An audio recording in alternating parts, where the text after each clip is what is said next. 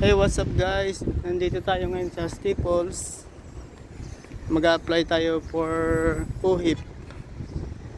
Kukuha tayo ng UHIP. Nagpa-schedule tayo. Ayan, Staples. Andyan po yung sa loob. Service Ontario. Tara, pasok tayo guys. Staples.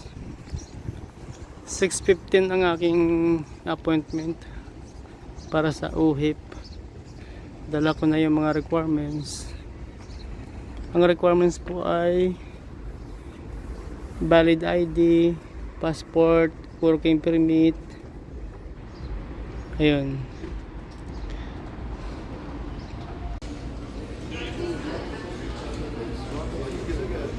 Ayun po yung Service Ontario.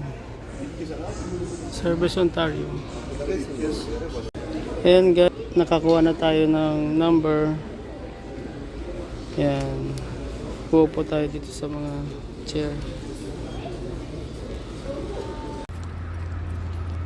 Ayun guys, tapos na ako mag-apply ng UHIP dito sa Staples, sa loob ng Staples. Meron diyang Service Ontario dito sa Eglinton Avenue, corner Warden tsaka Birchmount. Ayan. So mabilis lang siya, mga lang 10 minutes to 15 minutes. Magpi-fill up ka lang ng papel.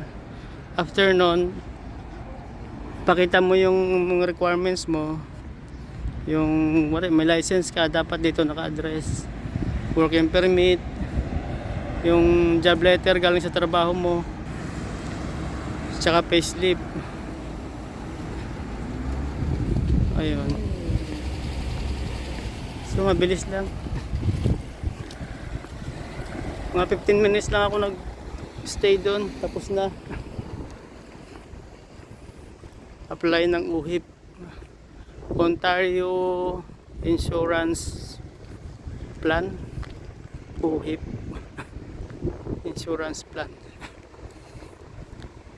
Ayan guys, so Staples, sa loob ng Staples dito sa Eglinton, corner Warden tsaka Birchmount. Magpa-appointment kayo. Ayan. I-deliver pala guys yung UHIP nyo mga 4 weeks hanggang 6 weeks. Pero yung sa asawa ko, dumating mga 2 weeks lang eh. Depende siguro sa delay ng trabaho nila or sa dami ng nagpapagawa.